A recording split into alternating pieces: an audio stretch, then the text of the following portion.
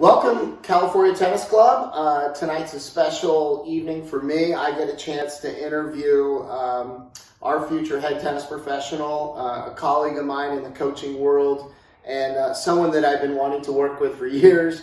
And fortunately, it's going to happen. So this is a chance to get to know Andy. I'm going to ask him a few questions and let you roll with it. Awesome. Let's do it. All right. Well, first of all, how did you get started in tennis? What was your inspiration to get into the sport? And did you play multiple sports and chose tennis? Or tell us a little how that went. Yeah, so growing up, my parents liked to kind of tell the story that I was just a huge sports nut. I was watching Sports Center and baseball games and tennis and whatever sports on TV when I was 2 or 3 years old, rather than watching cartoons that most kids that age will do. So when I was 3, they wanted to get me into a sport, and I was kind of too young for everything else. And so there was a tennis club next to my dad's office, and just so happened I fell into that program, and the rest is history. I fell in love with the sport and met my first coach there, and that was it. And then, I was really into other sports as well. I played a lot of baseball growing up. Played some basketball growing up, a little bit of soccer, but I wasn't very good at that. So played a bunch, always just been real active and played a lot of different sports. That's awesome. Does anyone in your family play tennis currently? No tennis players in the family, which is kind of crazy. So yeah, just because the tennis club was right next to my dad's office, that was why I stumbled into tennis. But we became a tennis family very quickly. Yeah, that happens. That's awesome. All right. Well, tell me a little bit about your junior career. Who started you in terms of really developing your game into a tournament player, and what was the program like at the Kramer Club and or where you grew up playing, and then just briefly fill us in on your philosophy in terms of, full-time tennis academy or, being at home and playing in a situation like here at the Cal Club where you have a program and coaches that take you through all the steps, but you're staying home still in that family environment. Yeah, so I started out, for anyone from the Los Angeles area, at the old Rolling Hills Racket Club, which was just down the street now from the South Bay Tennis Center. And at that club, I met Kip Brady, who and played a lot in college, I think. Yeah. And he became my first coach. And so he started me when I was 4 years old, kind of 4 years old. I started taking lessons with him. We've got these amazing pictures and videos that we like to revisit. But he really kind of helped ignite that fire and really started developing me as a player. Played my first tournaments when I was like 7 or 8 years old. And it was amazing because right when I started playing those first tournaments, that was, I met a lot of the kids that I then grew up throughout my entire junior career with.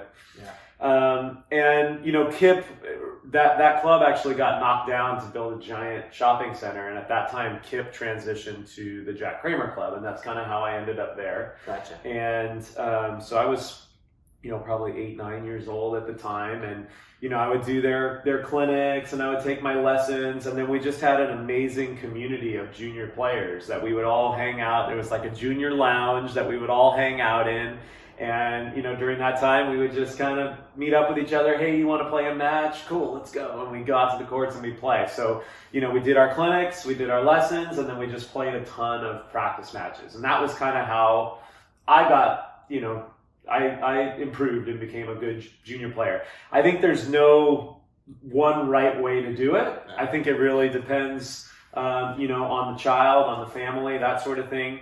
I grew up, fortunately, in Southern California with 2 guys that are mainstays on the tour now, Sam Query and Steve Johnson. Sam is a month apart from me, and Stevie's a couple years younger, but always played up. Yeah.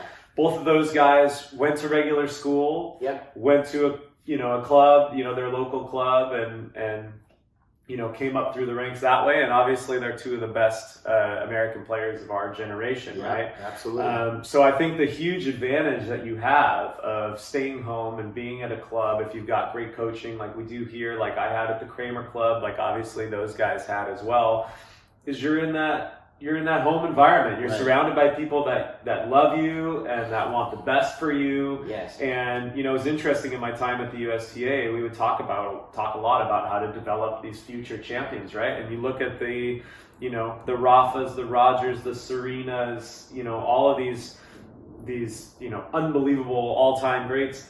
The strong family unit is at the core of that. And you have that, I think, a little bit more generally at a club like this. I agree 100%. I mean, that's been my coaching philosophy the whole time. My son obviously plays pretty well, and he was a brick and mortar school. We made a family decision that he wasn't going anywhere. He went to USDA for a little while to give it a try for about 10 days, and he called and said, "This isn't for me." And I don't think it is for that many kids. I think most kids, from my experience, really the family unit is important and their friends are important. And I think we try to provide that here. And we both grew up that way. I think we try to, pass that along to the next generation of players. And I think this club supports that, tremendously. So I think we have a very good situation here. So I'm glad to hear that, actually. Yeah. We're on the same page. All right. So take us now, we've been through college, through junior tennis, and now we're heading into college. Give us a little taste of the recruiting process, the schools you went to play for, and just give us like a quick overview of that. Yeah. So, Kip kind of took me through those formative years as a preteen and early teenager. And then as I got into high school, it was just kind of for us, we just felt like it was time to switch, get a little different voice. And so I had my second, I basically had two coaches growing up. Kip took me from that whole, young period, and we still remain close to this day. Yeah. And then I started working with a Brazilian guy, Paulo Alipio, who was from the Robert Lansdorff School. And he has since moved back to Brazil, but he coached me in the South Bay area where I grew up, South Bay of Los Angeles, where I grew up. Through those high school years. And while I was getting recruited, he played a big role in helping me get my recruiting video, that I had to do. And, he produced all that and everything. And that was something that I could easily get out to coaches and stuff. And so during that recruiting process, and nowadays it's so much easier. We can shoot videos off the phone and everything. Upload, but anyway, so that was kind of the recruiting process, is just sending out those letters, those emails to coaches and including your video, and just putting yourself out there to as many coaches as I could. And one of those schools that happened to be interested actually was the University of Oregon. Who I met. Chris Russell was the head coach there, who was Kip Brady's coach at Santa Barbara one of those years. So that's kind of the connection. Yeah, I love it. Yeah, and my best friend and I were actually committed to going to the University of Oregon. And my senior year of high school, Chris moved from Oregon to Washington to be the associate head coach there. And I was fortunate enough he wanted to take me with him. So that was how I ended up kind of at the University of Washington. And I took a recruiting trip there, and it was just a beautiful school, amazing program. We were top 10 in the nation when I was there. So, it was just a program and a school and a community that I really wanted to be a part of. And that's kind of how I ended up there. And then had 2 years there, and had a couple breaks that didn't quite go my way. Sure. And, a couple things going on in my life that, I wanted to come back a little closer to home, to California. My best friend that I mentioned that was going to go to Oregon with me, he ended up at Cal Poly. Oh, okay. Yeah, and so I was spending, my summer between my freshman and my sophomore year, I spent it at Cal Poly with my friend, training with the team. Sure. And just kind of got to know everybody and got to know the area and fell in love with it. And, that was why I kind of, when I wanted to transfer, that was kind of an obvious choice. I wasn't looking anywhere else. And so I ended up at Cal Poly, and that just ended up being, one of the best decisions I ever made. Got to play, top of the lineup there, and fell in love with the community. It was somewhere I got to live for a big chunk of my life, where I met my wife as well, and after college, but in that town. But my 2 years at Washington too were incredible learning experiences. Getting to be around so many great players and great coaches, and a really good program really kind of modeled for me what the top of the game. Was I was starting to build that idea of what those guys and what that commitment kind of looks like. Yeah. Tell me a little bit about so being a Mustang, like having Andre Dome here at the Cal Club, right? And so you guys were on the team. I have a picture of you laying across your teammates, and Andre's like this young little 18-year-old. Yeah. So you guys got to play a year together? We got to play a year together, yeah. So his freshman year was my senior year.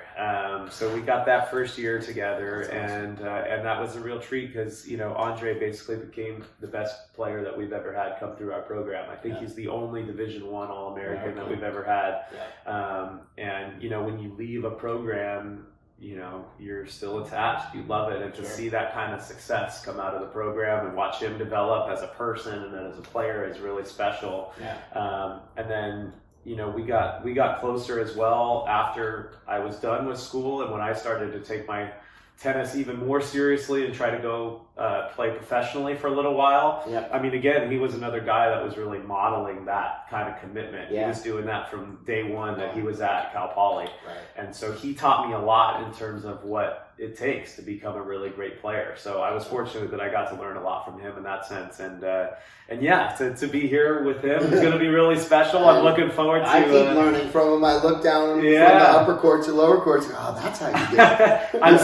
I've seen him hit a million of them, and to this day I don't know how he generates that kind of pace with that two-handed forehand. I don't either, but it's exceptional. But and again, another guy that's come up kind of homegrown in the sense that he stayed at home and was trained in the close-knit community of San Luis Obispo. And, I know how important his family unit and the small community around him, that was a big reason why he chose Cal Poly. Because he could have gone to many of the big schools. Right. So, again, another guy like we were talking earlier about the importance of that community and family. That's awesome. Well, we have quite a few Mustangs. Corey Pang is playing, and Patrick, who I coached, who you were roommates with. So, anyway, well, let's talk about Cal Poly. So, let's go to Tennis Warehouse. You're in school, you graduate there. How do you get involved in Tennis Warehouse and being the equipment sort of spokesman or spokesperson, I should say, for all of the equipment and doing the interviews with players? Just how'd that happen? Yeah, so that was like a tennis nerd's dream job, honestly. It was really cool. We got to nerd out on gear and and write reviews and videos and all that kind of stuff. But so while I was playing at Cal Poly, since they're both Tennis Warehouses based out of San Luis Obispo, the program has always had a really close relationship with the company. Sure. And when I decided to go play professionally after college, they helped sponsor me. They provided me my equipment.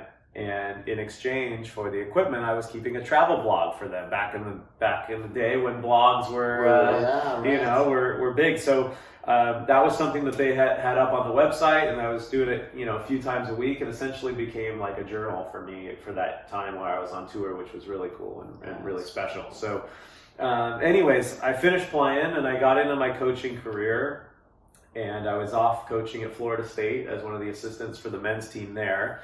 And they had a position open up in this department, and the kind of what they were looking for, they had a few really strong female players that were ex-college players, and they were looking for a really strong male player for the team that they knew also had writing skills.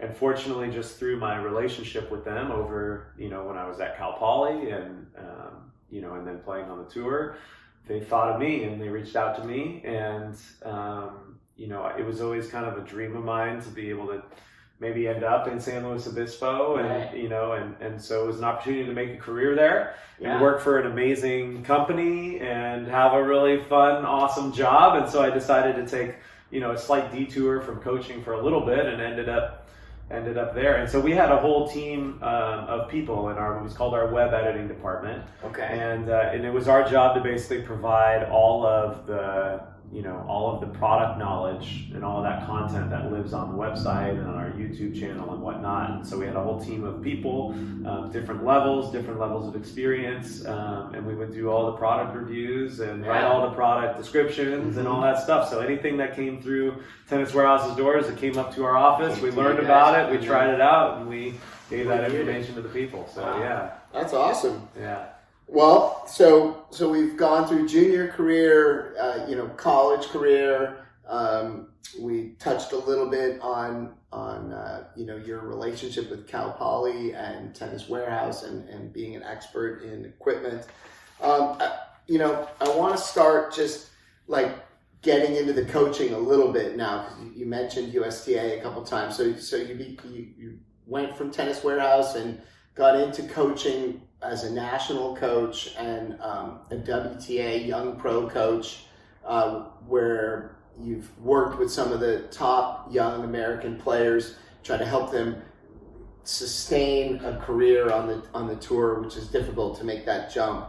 So first of all, tell me how you got involved at USTA, became a national coach, and kind of who was the lead coach there that inspired you and mentored you.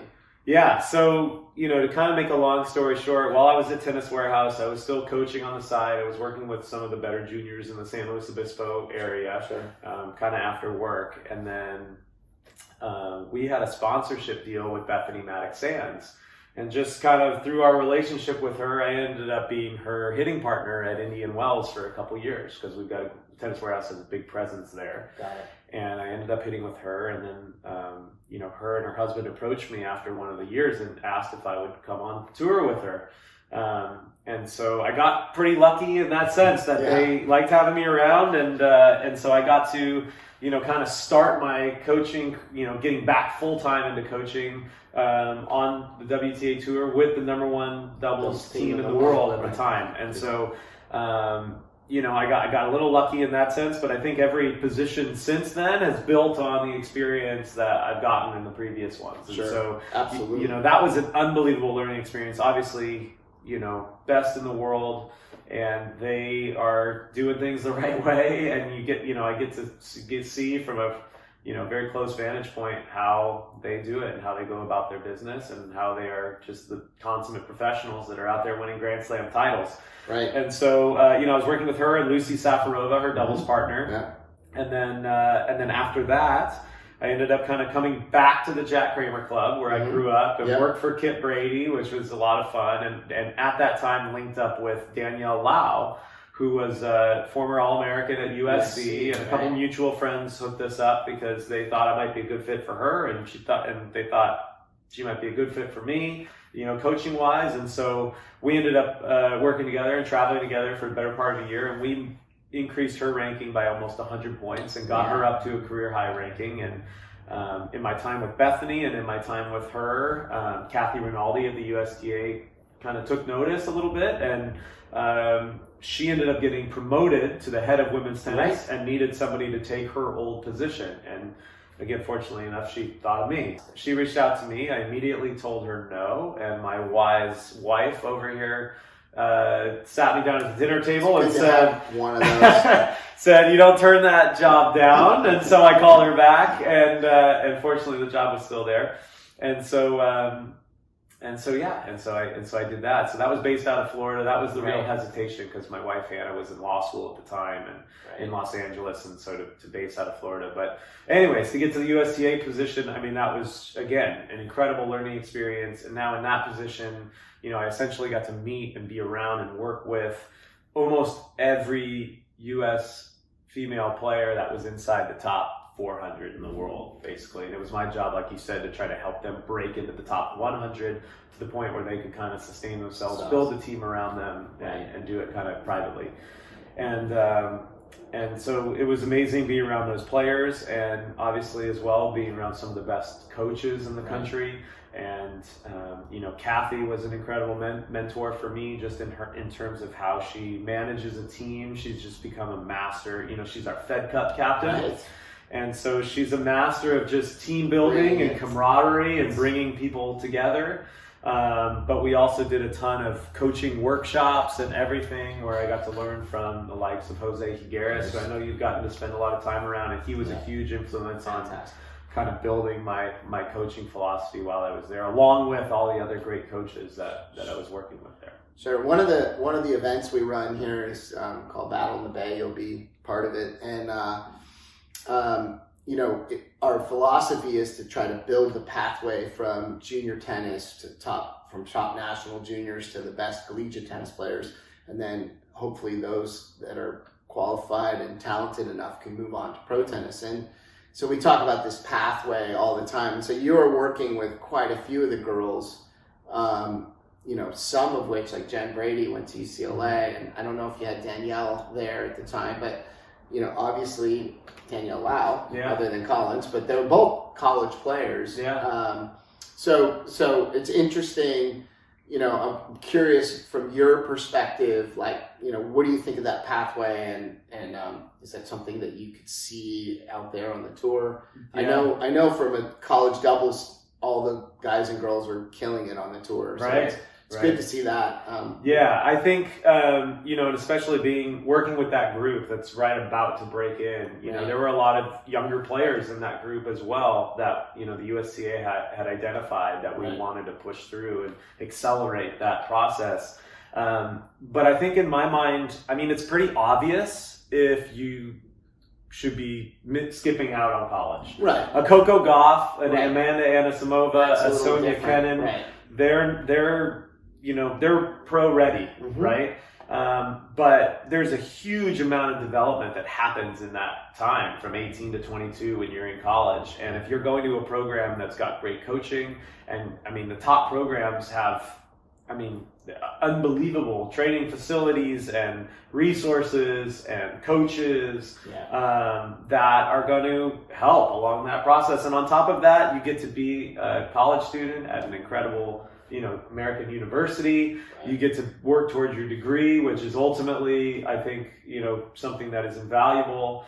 And so, again, it's obvious if you're skipping out on that process. Otherwise, I encourage all my juniors to make college tennis a priority and a goal, and I think it's an amazing goal at that. And the beauty is there's a great fit in college tennis for everybody, whether you're one of the top players in the country, whether you're a hardworking player that's really serious about their academics.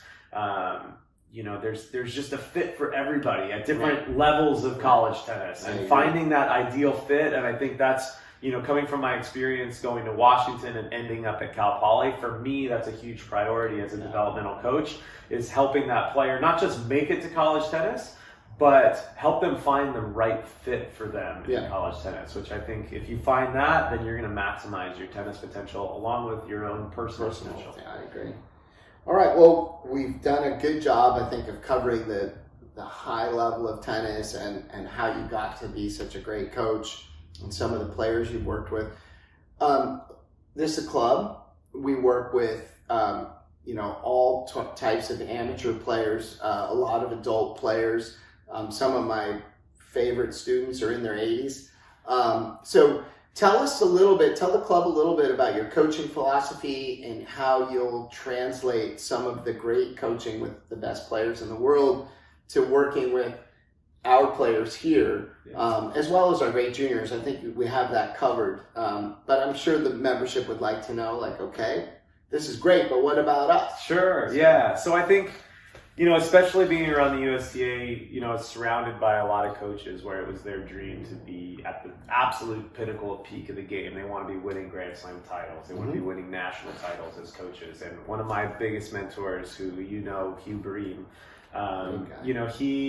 he used this line with me one time talking about, he was the former women's coach at Cal Poly, that was my first coaching job, was his assistant. And he says, Andy, there are the top programs and there are the best programs, and coaches have different priorities. Some coaches want to be the top program, not top ranked. Some people just want to have the best program and develop their players and do that. And for me, that always really hit home because, I love working with players of all different levels, and I'm actually really excited for that because I think it challenges me to develop my coaching as a whole, right? And most of my experience, I think, up until a few years ago, was at the higher level. Right. And now I've been working with some younger juniors. I've worked with some adults in the past, and like you, one of my favorite lessons I taught was an older gentleman who was an Orthodox Catholic priest down in San Luis Obispo, and he started with me when I was in college, and any time I was in San Luis Obispo, he would come out and work with me every week, and those were some of my favorite lessons, just being around him and helping him improve his game however he could based on his physical limitations, because he had some injuries that he was dealing with and everything. But anyways, I cherish that time. And so for me, it's not about being with the best players, it's about being with people that are excited about the game like I am and motivated to get better. And I'm a total tennis nerd, like I know you are, and I love getting out there and just helping people improve, no matter if you're just starting out or whether you're one of the best players in the world. And so I think that experience for me at the top of the game allowed me to, hone my eye and really sharpen it, and know what that game looks like. But at the same time, teaching the basics and the fundamentals and igniting the fire in people, just like the fire was ignited in me and Kip. That is just as, if not more, exciting to me. And I'll tell you, this membership loves tennis. It's one of the most special places to work for and to be a part of. The membership here loves tennis. They respect the game. They are out here playing. I'll give you a quick story and then we'll move on to the end. But I first got hired and it was drizzling super hard, almost soaked. And I was like, oh, well, for sure no one's going to show up, because at all my previous jobs, if it was a little too windy, they wouldn't show up. Nope. Boom. Everybody shows up, pops out of the car. What are you doing? I'm like, it's kind of raining. This is nothing. Get the balls, kid. And out we went, and I was like, okay, these people love their tennis. This is my place. And I think, too, to build on that, that's the reputation that this club has in this community, in this larger Northern California tennis community. And that's what makes me so excited about being here, is being surrounded by people that love the game. And growing up at the Kramer Club, that was what we had there, too. It was a tennis-obsessed membership, and everyone just loved to come out and play, and everyone would just congregate on the weekends and line up for courts and do that. And that was such an integral part of my growing up and my love for the game that is so strong, that's what this feels like here. And I remember we were having a conversation when we were talking about me joining you guys, and you kept using the word how this feels like home. And I remember walking through the door, one of my first times here, and it feels like home, because it's that kind of community, it's that kind of feel. So I couldn't be more excited to join. I'm very excited to have you. All right, we'll close with just a couple of things. Like, tell us a little about your personal life. Tell us about your better half and some of the hobbies you guys like to share, and just give us a little insight into you guys. Yeah, so I was fortunate while I was working at Tennis Warehouse to meet the love of my life, Hannah, who's sitting right here off screen.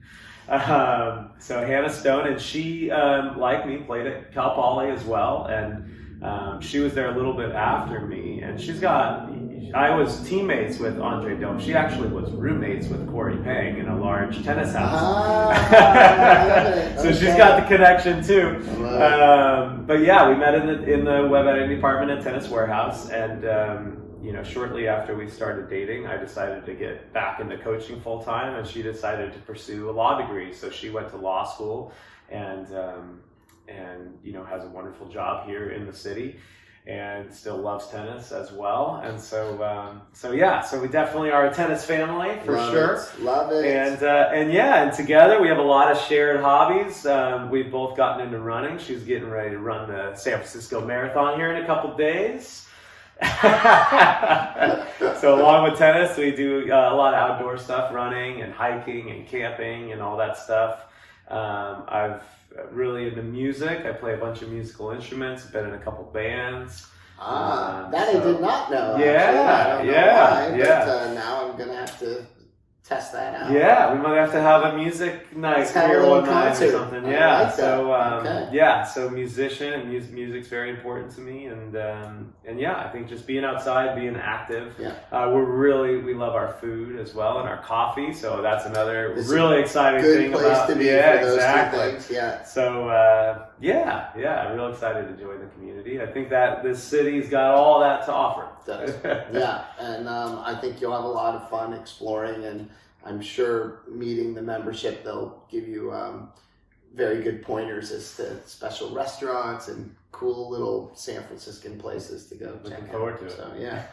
Anyway, it's been a privilege to be the interviewer here and to have a chance to chat. And it's going to be awesome to work together. The club is super happy to have you, and I think you'll feel that warm welcome when you're here. And anyway, looking forward to getting out there, and thanks for listening to me, and I'm glad you got to listen to Andy. Yeah, likewise, man. All right, It's a pleasure. man. Looking All right. forward to it. All right, take care.